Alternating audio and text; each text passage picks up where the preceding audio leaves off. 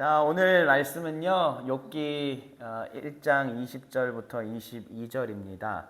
오늘은 개론 시간이기 때문에 오늘은 말씀 강론, 본문 강론 자체는 없습니다. 그래도 욥기 1장에 또 중요한 부분들을 생각해서 이렇게 말씀을 준비했으니까요. 같이 우리 본문을 먼저 읽고 그리고 욥기 개론을 좀 하도록 하겠습니다. 네, 자, 숫자가 안 바뀌었네요. 죄송해요. 20절입니다. 맨 위에가 20절이에요. 제가 20절 읽고 여러분 21절 읽고 22절 함께 읽겠습니다. 욥이 일어나 겉옷을 찢고 머리털을 밀고 땅에 엎드려 예배하며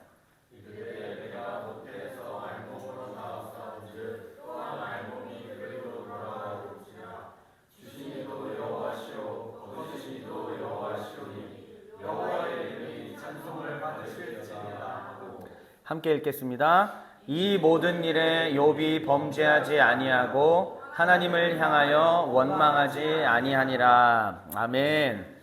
네, 오늘도 잘 오셨습니다. 오늘은 욥기 강론 첫 번째 시간이고요. 우리 제목 한번 같이 읽어보겠습니다. 시작. 하나님 솔직히 잘 모르겠습니다. 네, 우리가 살아가면서 자주자주 하는 고백이죠.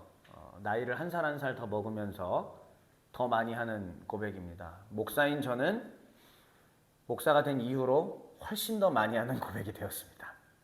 그 전까지는 하나님을 조금 안다고 생각하고 또 하나님을 내가 잘 이해해서 그래서 내가 앞에서 사람들에게 하나님을 가르치는 일을 하고 있다라고 생각을 했습니다. 틀린 말은 아니겠죠. 그런데 정말 1년 1년 더 살아보면 볼수록 또 목사라는 또 직분을 하나님께 받은 지 벌써 이제 10년 차예요, 제가 올해.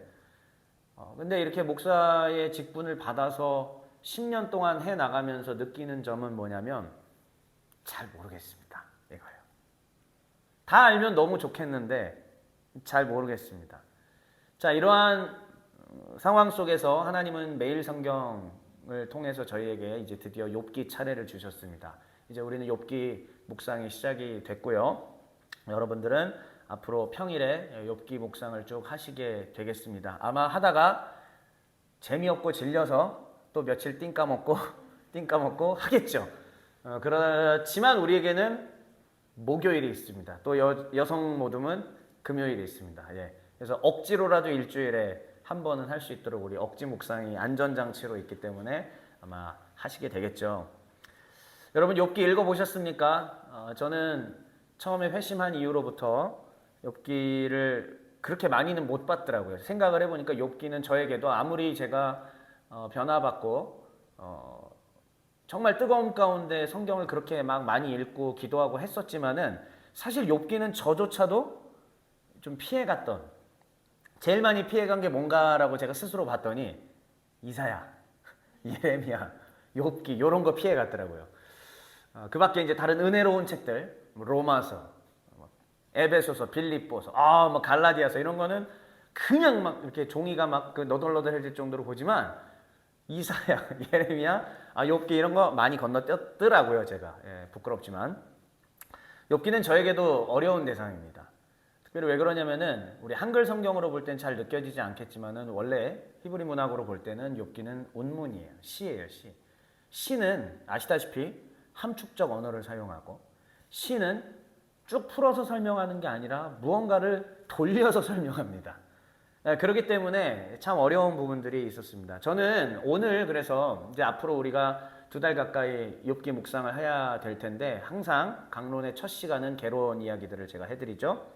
오늘은 솔직히 말하면 거의 제가 이거는 표절 설교에 해당하는 겁니다. 왜냐면은 매일 성경 이제 책 맨 앞에 보시면은 항상 그 설명하시는 부분들 있잖아요. 처음에 그 책 시작할 때 송민원이라는 이 매일 성경 연구원 분께서 쓰신 글을 보고 제가 흠칫 놀랐습니다.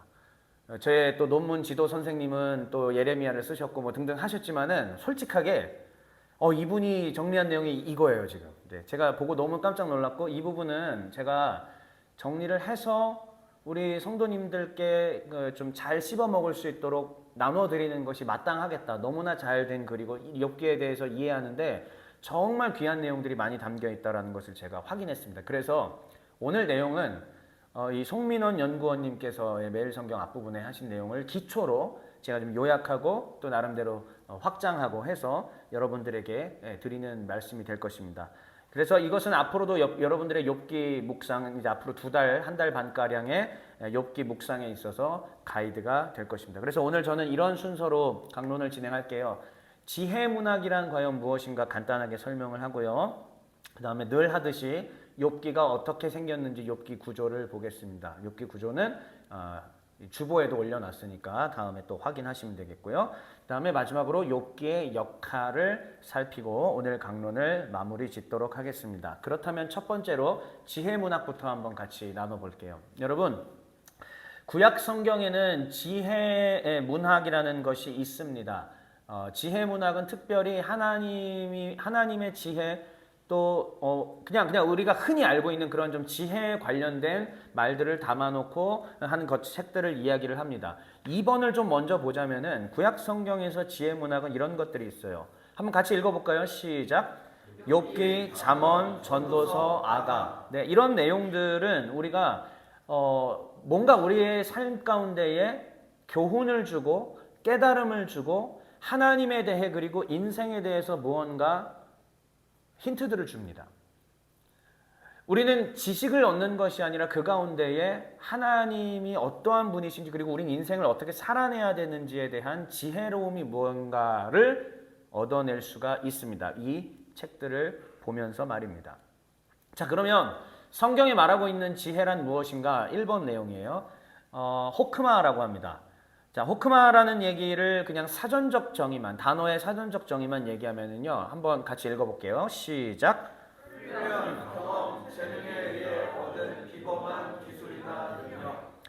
예를 들면 성막을 지을 때 하나님의 영이 이 기술자들에게 임했습니다. 부살렐과 오홀리아비아이라는 사람에게 하나님의 영이 함께 하셨는데, 근데 하나님의 영이 함께 하셨다고 갑자기 잘해지지는 않았겠죠. 이 사람들은 평소에 훈련이 있었을 거고 평소에 경험이 있었는데 그 다음에 하나님의 영이 함께 하시니 특출한 은사와 능력으로 하나님의 성막을 제작하는 일에 매진할 수 있게 되었습니다.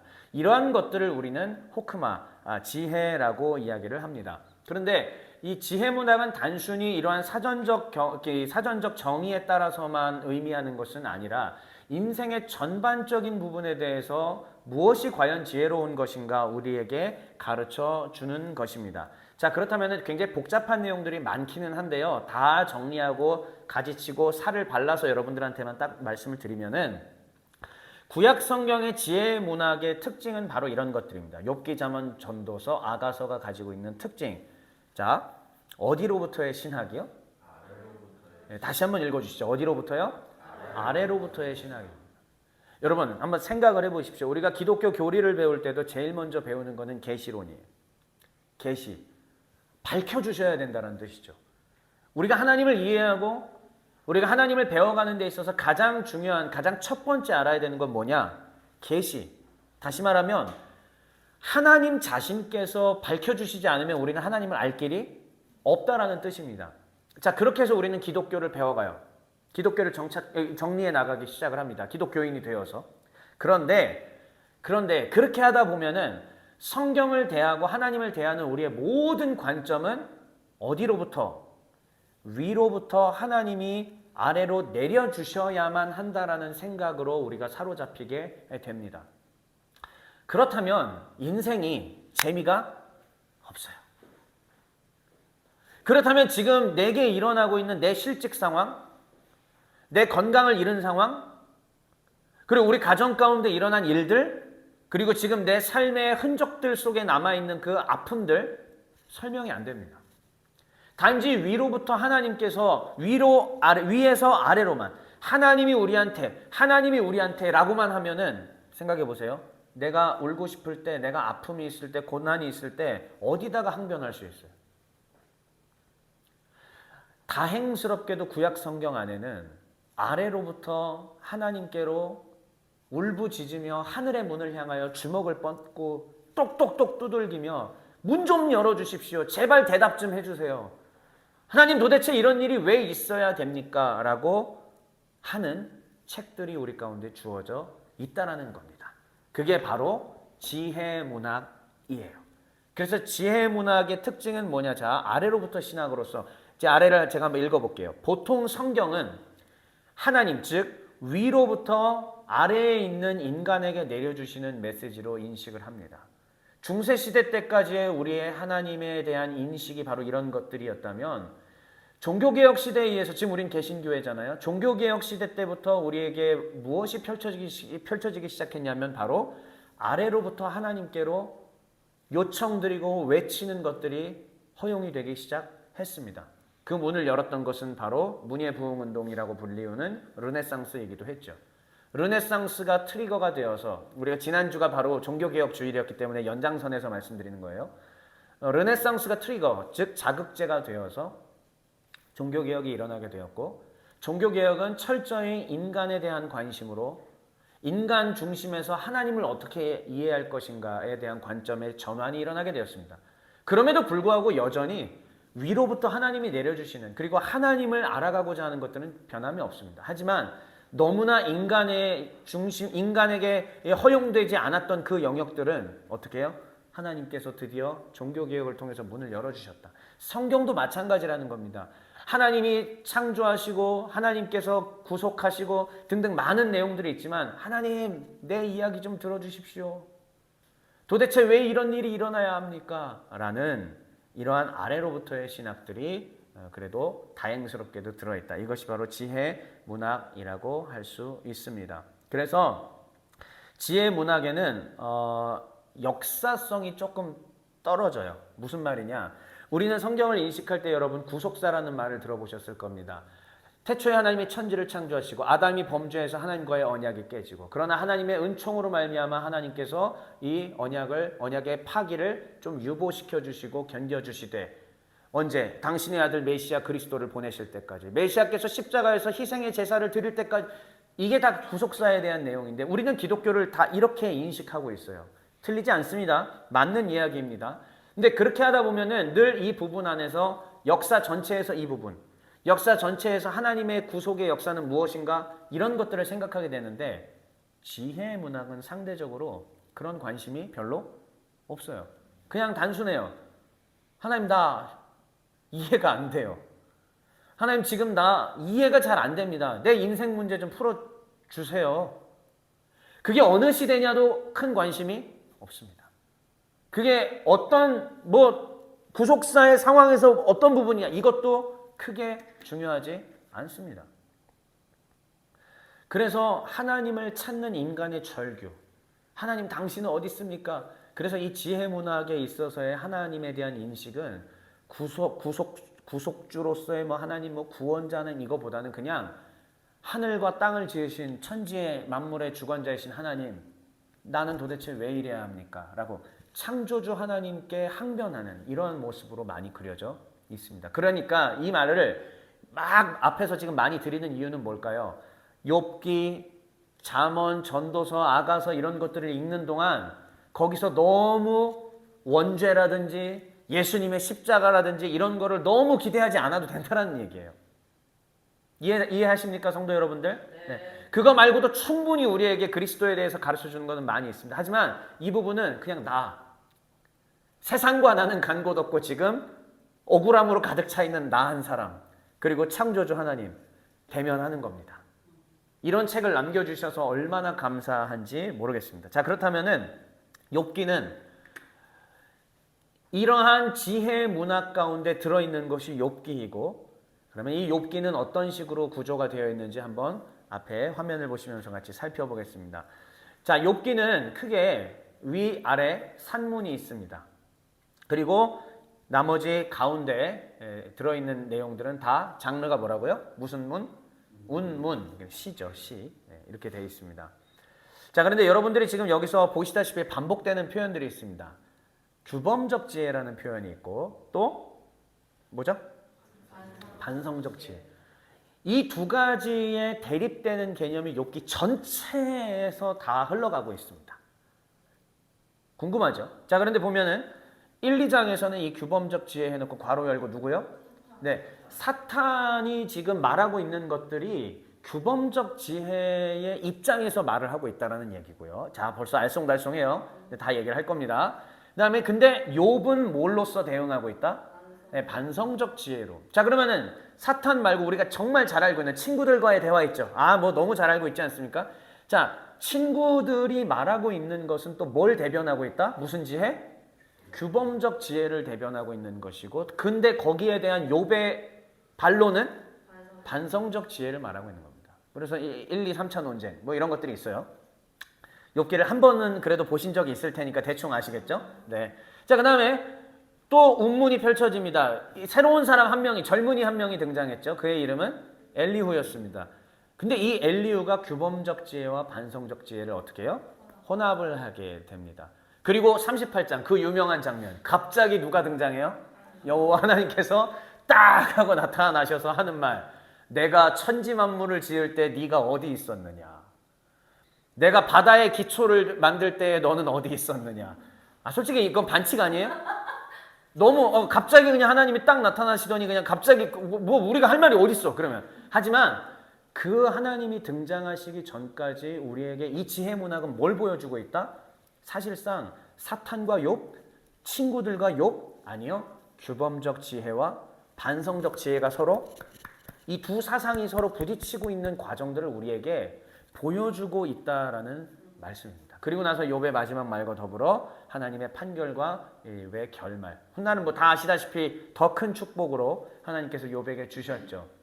자, 이게 바로 욥기의 구조인데요. 여기서 가장 중요한 부분들을 좀 말씀을 드리려고 합니다. 그것이 무엇이냐면은 욥기는 이해가 안 되는 그 일에 대해서 풀어주고 있는 책이라는 뜻이에요. 다시 얘기할게요. 욥기는 하나님의 공식에서 벗어나는 일에 대한 답을 주는 책이라는 말입니다. 자, 그렇다면 규범적 지혜라고 하는 것이 뭘까요? 규범이라, 자, 벌써 말 자체가 뭐예요? 규범. 규범적 지혜 뭘까요? 공식이란 얘기예요.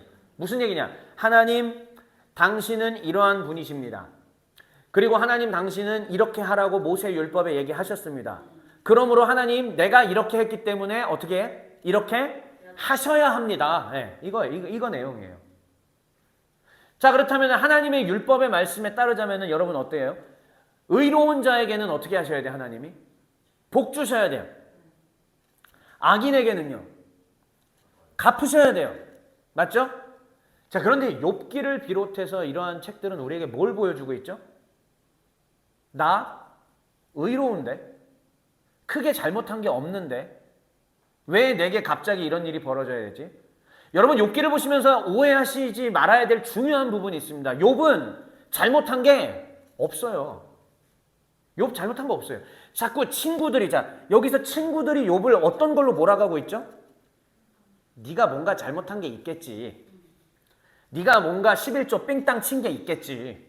네가 뭔가 제대로 예배 안 드리고 하나님 앞에 신앙생활 똑바로 안 했겠지. 그러니까 이 모양 되는 거 아니야.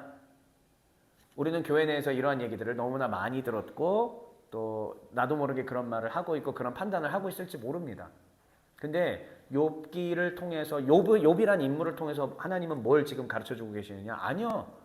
억울할 수 있다는 얘기예요.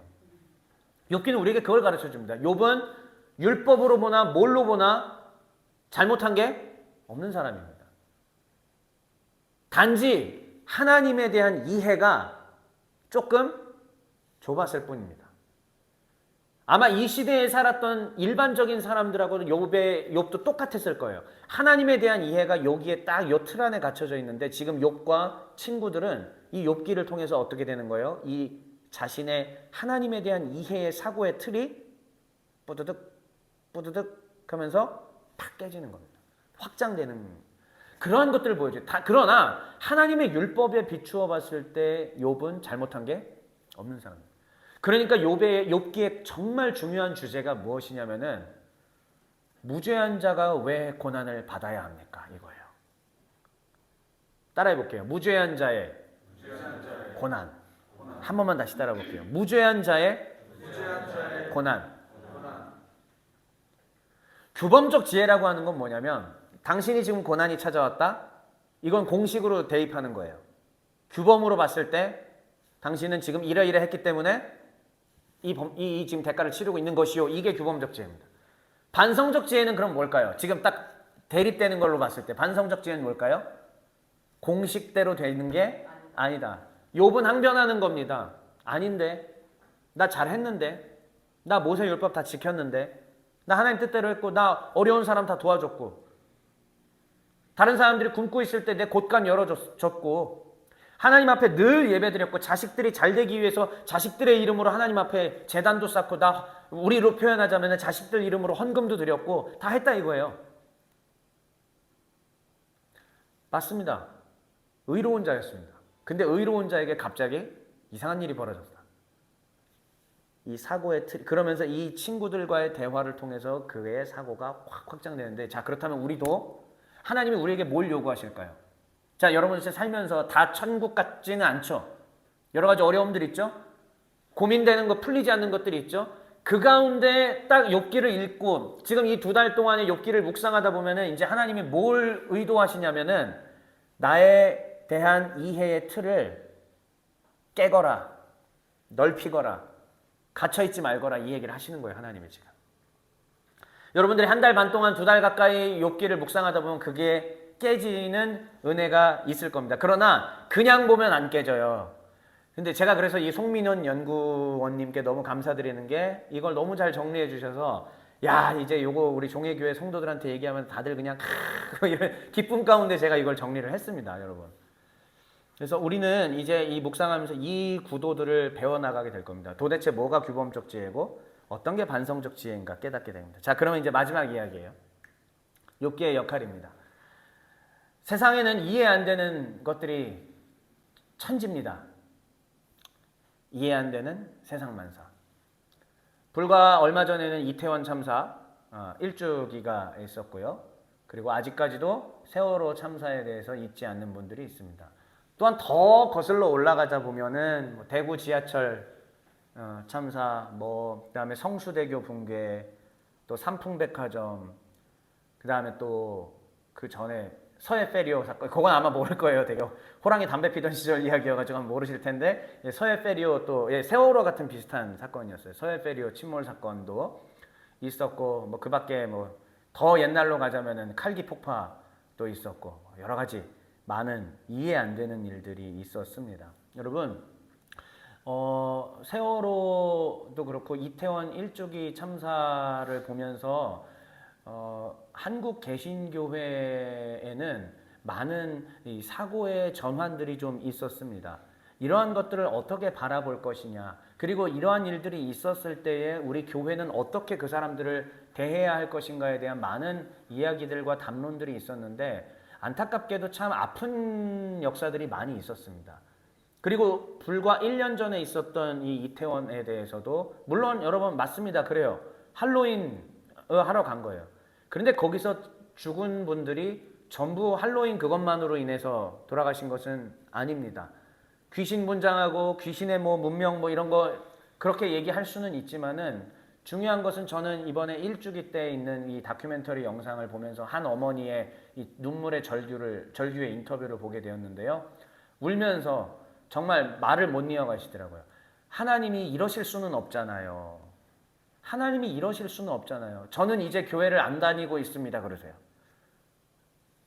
왜 그러냐면은 많은 성도들이, 많은 목회자분들이 오셔서 당신의 아들인지 딸인지 지금 기억이 안 나요. 아들이라고 할게요. 당신의 아들이 마귀 분장하고 마귀 그거를 하러 갔기 때문에 심판받은 것이다라고 얘기를 했다는 거지.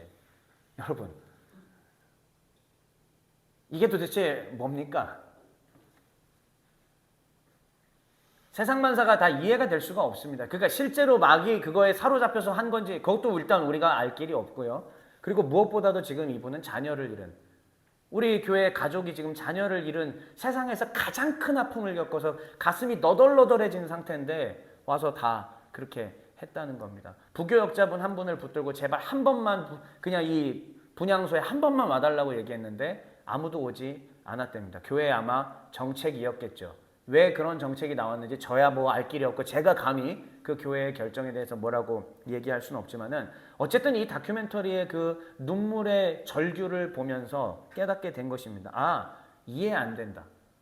그리고 하나님에 대한 그 이해가 이러한 거대한 사건 앞에서 뒤엉키게 되고 내가 그동안 알아왔던 하나님에 대한 이해가 뒤엉키고 또 확장되기도 하고 아니 오히려 쪼그라들기도 하고 그만큼 이러한 고난은 인간에게 너무나 큰 아픔을 주는 그러한 참사입니다. 그런데 거기서 인터뷰하시는 어떤 분은 이것이 넓어지는 것을 보기도 했고요.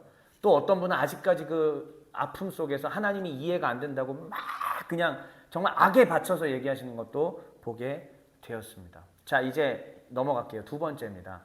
그렇다면 지혜 문학에 있어서 욥기는 무엇일까요?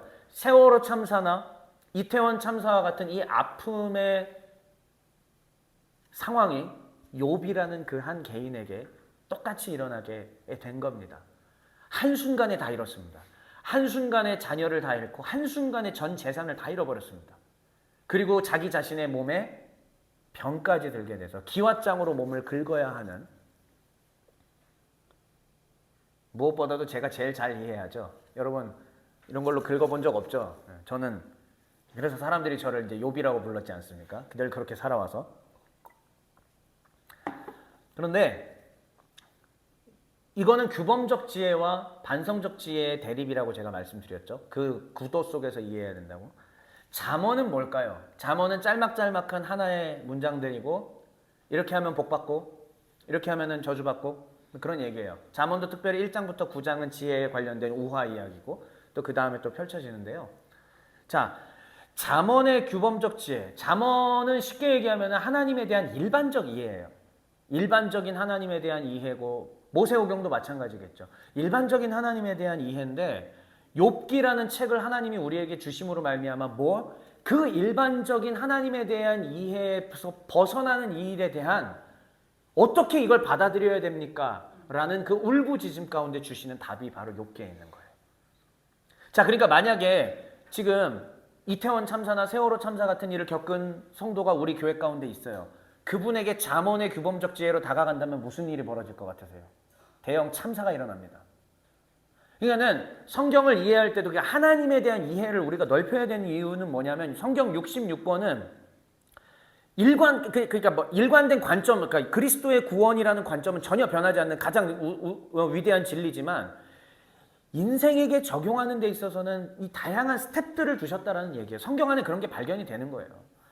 정말로 지금 눈물 짓고 고통받고 있는 사람에게 잠언의 규범적 지혜로 얘기하면 너 지금 왜 자녀를 잃었는가? 네 자녀가 마귀에게 사로잡히게 두었기 때문이다. 아무개 권사 당신 잘못이요. 교회 떠나는 거예요. 상처를 줘서 교회를 그러니까 그 상처에 소금을 그냥 콱 쳐가지고 내보내는 거예요. 그런데 반면에 교회에 이제 온 지 얼마 안 되는 믿음이 아직 뭔지도 모르고 이런 분이 계시다고 이제 조금씩 배워가는 분이에요. 그분에게는 뭐가 필요할까요? 규범적 지혜가 필요합니다. 옳고 그름을 분별할 수 있는 기준이 아직 없기 때문이에요. 그러니까 우리가 성숙해가는 과정 속의 신자라면은 이러한 과정들을 이해하면서 접근을 해야 한다는 말씀입니다. 자, 그리고 나서 우리가 잘 알고 있는 전도서는 뭐죠? 모든 것이 헛되고 헛되다. 인생을 통달한 사람입니다. 인생의 달관자예요, 전도서는. 그러니까 사실은 지혜 문학 가운데 하나님은 너무 감사한 게 우리가 나이가 먹으면서 경험이 쌓이면서 인생을 배워가듯이 지혜 문학의 구도조차도 이렇게 하나님께서 얕은 정말 규범적 지혜로 초등학문적으로 우리에게 옳고 그름을 익히게 할 수 있는 것도 주셨고 벗어나는 상황 가운데 어떻게 이걸 받아들이고 이 아픔을 어떻게 해결해야 되는가도 우리에게 주셨고 그 다음에 할아버지 할머니 같은 인생을 달관의 경지에 오른 이러한 관점에서 이야기하고 하는 것도 우리에게 주셨다는 얘기입니다. 이제 막 사업을 시작하고 이제 막 대학에 들어가 이제 막 스타트업을 시작한 20대 중반의 젊은이들이 있다고 합시다. 그에게 청년이여 모든 것은 헛되고 이게 말이 돼요? 네, 그건 아니잖아요. 그렇죠? 그 성경의 진리가 아니라는 얘기가 아니라 전도서는 바로 이러한 관점에서 된 거기 때문에 그러한 종합적 관점에서 이해하면 되고 그들에게는 또 희망을 주고 소망을 주면서 옳게 바르게 오히려 청년에게 주는 게 바로 잠언이거든요. 잠언 1장부터 9장까지는 소년에게 주는 이야기란 말이에요. 이 소년에게 옳고 그른 건 이거야. 여기로 가지 마. 너 여기 유혹하는 손길에 넘어가면 큰일 나. 그리고 올바르게 여호와 하나님만 믿고 따라가면 돼. 이거죠. 자, 그렇습니다. 이제 마지막으로 욥기의 역할입니다. 그래서 이 욥기의 역할은 규범적 지혜에 갇혀 있던 하나님의 백성들. 규범적 지혜로서만 하나님을 이해했던 요 정도 크기라고 한번 표현을 해볼게요. 이 정도 크기로 하나님을 이해했던 사람들의 그 틀이 으드득 깨지는 이러한 관점을 우리에게 제시해주고 있는 것이며, 또한 울부짖는 사람을 위로할 수 있는 근거 또한 우리에게 주고 있는 책입니다. 이제 마무리 짓겠습니다. 오늘 우리는 지혜의 문학에 대해서 배우셨고 또 욥기의 구조에 대해서 배우셨습니다. 그리고 욥기의 역할까지 배우셨습니다. 사랑하는 종의 가족 여러분들, 이제 욥기 강론이 시작이 되었고 또 욥기 묵상도 시작이 되었습니다. 평일에 개인의 예배를 통해서 하나님과 말씀 속에서 묵상하실 때에 자신의 삶을 좀 비추어 보시고 너무 교리와 예수 그리스도, 구원, 죄 다 떼세요. 그냥 나 한 명, 나라는 인간, 나를 창조하신 하나님 앞에서 그냥 나라는 한 인간으로 서서 하나님, 욥은 이랬는데 나도 이렇고 에이 삶이 개떡 같네요. 하나님 뭐예요 이게? 뭡니까 이게? 사장님 뭡니까 이거 하는 것처럼 뭡니까 하나님? 그러면서 하나님께 질문도 하고 대화도 하고 또 울기도 해보고 그러한 시간을 많이 누리시는 저와 여러분 되시기를 주의 이름으로 축원합니다.